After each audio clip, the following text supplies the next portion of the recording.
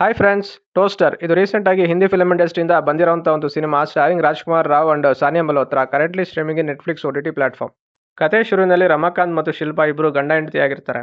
ರಮಾಕಾಂತ್ ಸ್ವಭಾವತಃ ತುಂಬಾ ಕಂಜೂಸಿ ಆಗಿರ್ತಾನೆ ಮತ್ತೆ ಅವನು ಎಲ್ಲಾ ವಿಷಯದಲ್ಲೂ ದುಡ್ಡು ಉಳಿಸೋದಕ್ಕೆ ಟ್ರೈ ಮಾಡ್ತಾ ಇರ್ತಾನೆ.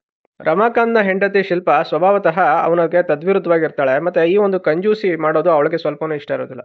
ಒಂದು ದಿನ ಶಿಲ್ಪಾಳ ಕರಾಟೆ ಗುರು ಮಗಳಿಗೆ ಮದುವೆ ಸೆಟ್ ಆಗುತ್ತೆ ಮತ್ತೆ ಇವರಿಬ್ರಿಗೂ ಸಹ ಇನ್ವಿಟೇಷನ್ ಬರುತ್ತೆ. ಶಿಲ್ಪಾ ಒಂದು ಮದುವೆಗೆ ರಮಾಕಾಂತ್ಗೆ ಇಷ್ಟ ಇಲ್ಲ ಅಂದ್ರೂ ಒಂದು ಕಾಸ್ಟ್ಲಿ ಟೋಸ್ಟರ್ನ ಗಿಫ್ಟ್ ಕೊಡೋದಕ್ಕೆ ಡಿಸೈಡ್ ಮಾಡ್ತಾಳೆ. ಅವರಿಬ್ರು ಆ ಮದುವೆ ರಿಸೆಪ್ಷನ್ಗೆ ಹೋಗಿ ಆ ಟೋಸ್ಟರ್ನ ಗಿಫ್ಟ್ ಸಹ ಮಾಡಿ ವಾಪಸ್ ಬರ್ತಾರೆ. ನೆಕ್ಸ್ಟ್ ದಿನ ಅವರಿಬ್ರು ಗೊತ್ತಾಗೋ ವಿಷಯ ಏನಂದ್ರೆ ಆ ಒಂದು ಮದುವೆ ಯಾವುದೋ ಕಾರಣದಿಂದ ಮುರಿದು ಬಿದ್ದಿರುತ್ತೆ. ಮೊದಲೇ ಜಿಪಣ ಆಗಿರುವಂತಹ ರಮಾಕಾಂತ್ ಆ ಒಂದು ಕಾಸ್ಟ್ಲಿ ಗಿಫ್ಟ್ ಇವಾಗ ಕೊಟ್ಟಿದ್ದು ವೇಸ್ಟ್ ಆಯ್ತು ಅಂತ ಯೋಚನೆ ಮಾಡಿ ಮತ್ತೆ ಅವರ ಮನೆಗೆ ಹೋಗಿ ಆ ಗಿಫ್ಟ್ ನ ವಾಪಸ್ ಕೇಳ್ತಾನೆ. ಅಲ್ಲಿ ರಮಾಕಾಂತ್ಗೆ ಗೊತ್ತಾಗುವಂತ ವಿಷಯ ಏನಂದ್ರೆ ಮದುವೆಯಲ್ಲಿ ಅವರಿಗೆ ಬಂದಿದ್ದಂತಹ ಎಲ್ಲ ಗಿಫ್ಟ್ಸ್ ಮದುವೆ ಕ್ಯಾನ್ಸಲ್ ಆದ್ಮೇಲೆ ಒಂದು ಅನಾಥಾಶ್ರಮಕ್ಕೆ ಅವರು ದಾನ ಮಾಡ್ಬಿಟ್ಟಿರ್ತಾರೆ.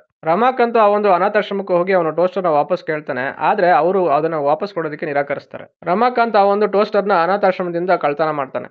ಆಶ್ರಮದವರಿಗೆ ಕ್ಲಿಯರ್ ಆಗಿ ರಮಾಕಾಂತ್ ಮೇಲೆ ಡೌಟ್ ಬರುತ್ತೆ ಮತ್ತೆ ಅವರು ಪೊಲೀಸ್ ಕಂಪ್ಲೇಂಟ್ ನ ಫೈಲ್ ಮಾಡ್ತಾರೆ. ಪೊಲೀಸರು ರಮಾಕಾಂತ್ ನ ಮನೆಗೆ ಬಂದು ಸರ್ಚ್ ಮಾಡಿದಾಗ ಅವರಿಗೆ ಯಾವ ಟೋಸ್ಟರ್ ಸಿಗೋದಿಲ್ಲ.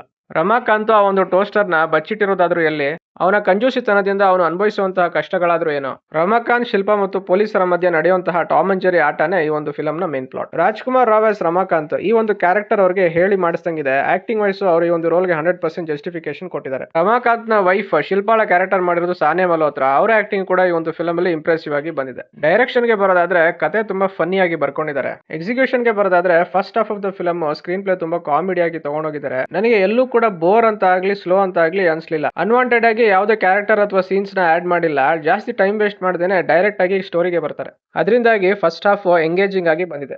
ಫಸ್ಟ್ ಹಾಫ್ ಅಲ್ಲಿ ಒಂದು ಮೇಜರ್ ಟ್ವಿಸ್ಟ್ ಇಟ್ಟಿದ್ದಾರೆ. ಅದು ಈ ಫಿಲಂ ನ ಕಾಂಟೆಕ್ಸ್ಟ್ ಅಲ್ಲಿ ಆಡಿಯನ್ಸ್ ಗೆ ಒಳ್ಳೆ ಮಜಾ ಕೊಡುತ್ತೆ. ಸೆಕೆಂಡ್ ಹಾಫ್ ಅಲ್ಲೂ ಸುಮಾರು ಟ್ವಿಸ್ಟ್ ಅಂಡ್ ಟರ್ನ್ಸ್ ಬರುತ್ತೆ. ಅದ್ರ ಜೊತೆಗೆ ಕಾಮಿಡಿನೂ ಸಹ ಫಸ್ಟ್ ಹಾಫ್ ಗೆ ಕಂಪೇರ್ ಮಾಡ್ಕೊಂಡ್ರೆ ಸೆಕೆಂಡ್ ಹಾಫ್ ಅಲ್ಲಿ ಡಬಲ್ ಆಗ್ತಾ ಹೋಗುತ್ತೆ. ಪೊಲೀಸ್ ಮತ್ತು ರಮಾಕಾಂತ್ ಫ್ಯಾಮಿಲಿ ಮಧ್ಯೆ ನಡೆಯುವಂತಹ ಟಾಮ್ ಅಂಡ್ ಜೆರಿ ಆಟ ಇನ್ನೂ ಸ್ವಲ್ಪ ಎಫೆಕ್ಟಿವ್ ಆಗಿ ತೋರಿಸಬಹುದಾಗಿತ್ತು. ನನಗೆ ಆ ಒಂದು ಪೋರ್ಷನ್ಸ್ ಸ್ವಲ್ಪ ಡಲ್ ಅಂತ ಅನಿಸ್ತು.